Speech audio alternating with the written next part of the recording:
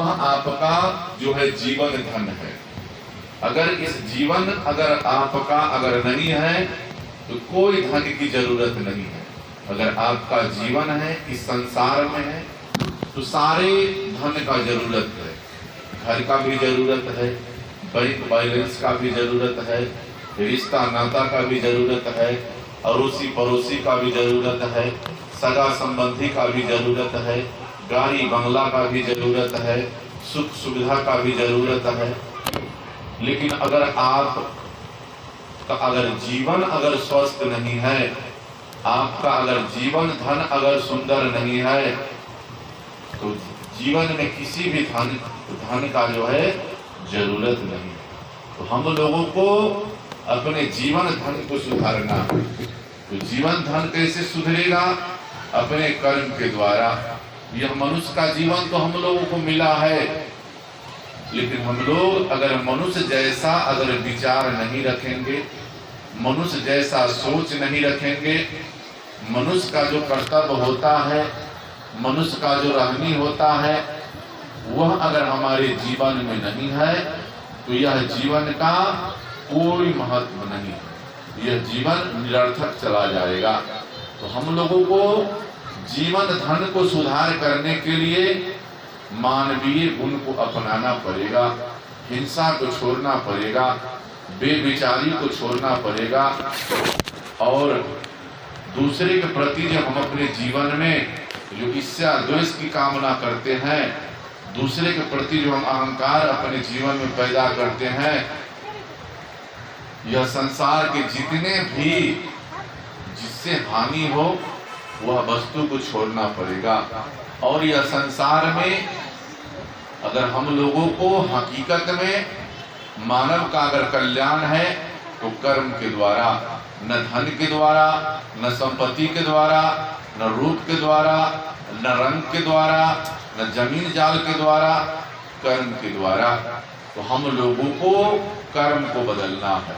तो कर्म हमारा कैसे बदलेगा? जब तक हमारे जीवन में ज्ञान नहीं होगा, क्योंकि एक के बिना एक अधूरा है। अगर आपके पास अगर ज्ञान नहीं होगा तो कर्म भी नहीं हो पाएगा। अगर ज्ञान है, अगर उस ज्ञान से अगर हम कर्म नहीं करते हैं तो वह ज्ञान भी किसी काम का नहीं है, क्योंकि एक के बिना एक अधूरा है। अगर घर आपका कितना ही सुंदर हो जाए, उसमें सारी सुविधा हो जाए, अगर रहने वाला व्यक्ति अगर उसका विचार सुंदर नहीं है, उसकी वाणी सुंदर नहीं है, तो घर किसी काम का नहीं। तो हम लोगों को यह बाहरी दुनिया के घरों को सजाने से पहले यह शरीर रूपी घर को सजाइए। अगर शरीर रूपी घर में क्या है, जो किसी के प्रति अगर ईर्ष्या है, द्वेष है, प्रपंच है, कलेश है, विकार है, उसको अगर हम और आपने खत्म कर दिया तो यह भी एक सत्संग है। और यह संसार के अंदर आया है सो जाएगा, राजा रंग फकीर, एक सिंहासन चढ़ी चले, एक बांधे जंजीर। आज जो यह सदगुरु कबीर सदज्ञान महायज्ञ का आयोजन किया गया है, हमारे शतलोकवासी संत श्री राम विचार साहेब यह संसार को छोड़ करके उन्होंने सिंहासन पर मतलब जो है विराजमान होकर के यह संसार से विलीन हो गए। तो कैसे? तो आज उन्हीं की कृपा है, उन्हीं का कर्म है, उन्हीं का कीर्ति है, जिनके द्वारा आज हम लोग इस जो है झारखंड की धरती पर हम लोगों का आगमन हुआ, उन्हीं का कर्म है। ना कि हम लोग चाहे जो भी उनके सगा संबंधी हैं, संत महापुरुष हैं, अड़ोसी पड़ोसी हैं, न उनके धन संपत्ति को हम लोग देख के आए हैं, न उनके जो छोड़ के गए हैं बैंक बैलेंस को देख करके आए हैं। हम लोग आए हैं उनके कर्म को देख कर। जो उनका कर्म सुंदर था, उनका विचार सुंदर था, उनका रहनी सुंदर था, जहाँ तक था वो अपने जीवन में किसी को देने का काम किए, किसी को परोपकार करने का काम किए, जिसके द्वारा आज हम लोग इस श्रद्धांजलि सभा में उपस्थित हैं। और यह धन ग्राम है।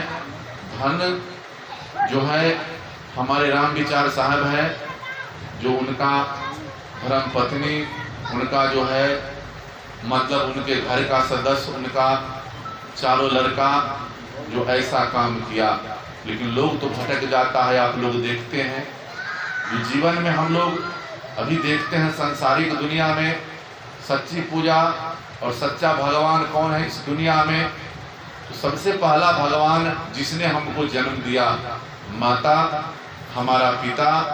और इस संसार में जो गुरु होते हैं, गुरु होते हैं दो प्रकार के। एक होते हैं आध्यात्मिक गुरु और एक होते हैं भौतिक गुरु। तो भौतिक गुरु से क्या होता है, जो हमारा जीविका चलता है। जैसे हम कोई चीज हम सीखने जाते हैं भौतिक जीवन में, चाहे वह हम मैकेनिक का काम करे, राजमिस्त्री का काम करे, बढ़ई का काम करे, चाहे सिलाई फराई का काम करे, जो भी हम काम करें उससे हमारा परिवार उपार्जन होगा। इससे कल्याण हमको होने वाला नहीं है। कल्याण अगर हमको कभी भी होगा तो अध्यात्म के बोध से, अध्यात्म ज्ञान से, जो हम लोगों को संत गुरुजन के द्वारा दिया जाता है, संत महापुरुषों के द्वारा दिया जाता है, उसी से हमारा जीवन कल्याण होगा। और दुनिया में आप कहीं भी चले जाए, किसी भी तीर्थ व्रत में चले जाए, लेकिन अगर आप रोजा रख ले, जो हिंदू है वो तो एकादशी रखता है, और जो मुस्लिम भाई है वह जो है रोजा रखता है। और आप रोजा कर लीजिए या नमाज कर लीजिए या आप एकादशी कर लीजिए, जो व्यक्ति अपने माँ बाप को साथ नहीं रखा, माँ बाप को सेवा नहीं किया, माँ बाप को अगर पूजा नहीं किया, वह दुनिया में कहीं भी चला जाएगा तो वह पूजा कबूल होने वाला नहीं। क्योंकि संसार में किसने लाया, कोई भगवान ने नहीं लाया है हमको, कोई देवी देवता नहीं लाया है हमको। माता और पिता दोनों के मतलब जो है कृपा से हमने यह संसार में आया है। तो हम लोगों को हमेशा प्रयास रहे, जो अगर इस संसार से अगर सिंहासन पे जाना है तो आपको कर्म करना पड़ेगा। जैसे हम लोग देखते हैं जिस प्रकार हम लोग भौतिक जीवन में किसी न किसी बैंक में हर आदमी का खाता खुला हुआ है, इसलिए जो उसमें हम अर्थ को जमा करेंगे, जिस अर्थ से हमारा आने वाला पीढ़ी बदल जाएगा, आने वाला बुढ़ापा कट जाएगा, उसी प्रकार हम लोग भौतिक से अध्यात्म जीवन में जाकर के कर्म को भी जमा करना पड़ेगा। अगर कर्म हमारा जमा रहेगा वही आपको मिलेगा। अगर आप अपने जीवन में परोपकार का काम नहीं किया, सेवा का काम नहीं किए, दिन दुखियों पर दया का काम नहीं किए, एक दूसरे के सुख दुख के साथी नहीं है, तो अगर आप चाहे मन ही मन कल्पना करें जो हमको सुख मिल जाए, ऐसी बात नहीं। आप किसी को आदर नहीं दे और आपको आदर मिल जाए, ऐसी बात नहीं। पहले आपको अपने जीवन में भला करना होगा, तब आपको भला मिलेगा। अगर आप जीवन भर अपने जीवन में बुराई को बटोरे, अगर आप चाहे जो हमको अच्छाई मिल जाए, यह संभव नहीं है। अच्छाई पाने के लिए अच्छाई करना पड़ेगा, सत्य पाने के लिए सत्य पर चलना पड़ेगा। इसी प्रकार यह संसार के अंदर जो जंजीर होता है, जंजीर कोई लोहा का जंजीर नहीं होता है, कोई प्लास्टिक का जंजीर नहीं होता है, यह कर्म रूपी जंजीर है। जो आप अपने जीवन में अगर हिंसा करेंगे, बेविचारी करेंगे, आप समाज में कुरीति फैलाने का काम करेंगे, दिशा भटकाने का काम करेंगे, किसी को गलत राह देंगे, वही आपके जीवन में जंजीर बन जाएगा, वही आपके जीवन में कलंक बन जाएगा, वही आपके जीवन में अपजस हो जाएगा। तो यह आप विचार कर लीजिए, जो हमको अपने जीवन में कलंक बटोरना है, अपजस बटोरना है, जस कमाना है, कीर्ति कमाना है, नाम कमाना है, यह आप पर निर्भर करता है। तभी आपको मतलब जो है जंजीर मिलेगा। तो यह आप अपने जीवन में विचार कीजिए जो हमको जंजीर में बंधना है या हमको सिंहासन पर बैठना है। क्योंकि इस संसार के अंदर हम लोग दोष देते हैं किसको? भगवान को। लेकिन कर्म हम लोग सब हम ही लोग करते हैं। चोरी भी हम करते हैं, हत्या भी हम ही करते हैं, किसी का गला भी हम ही काटते हैं, किसी को दुख हम ही देते हैं और दोष देते हैं किसी और को। हम लोगों को यह प्रयास करना है, जो मनुष्य का जीवन मिला है तो आप धनवान ना बने चलेगा, अधिक रूपवान ना बने चलेगा, लेकिन आप यह समाज को, इस देश को, इस परिवार को एक सच्चे इंसान की जरूरत है, सच्चे मानव की जरूरत है, जिससे समाज का कल्याण हो जाए, देश का कल्याण हो जाए, अपने आप का कल्याण हो जाए, तब हमारा मानव है। क्योंकि जाना सबको है, यह शोक संताप दुख सुख यह सब मोह है, और मोह ही हमारे जीवन में दुख का कारण है। कर्म का नाश आज तक नहीं हुआ है।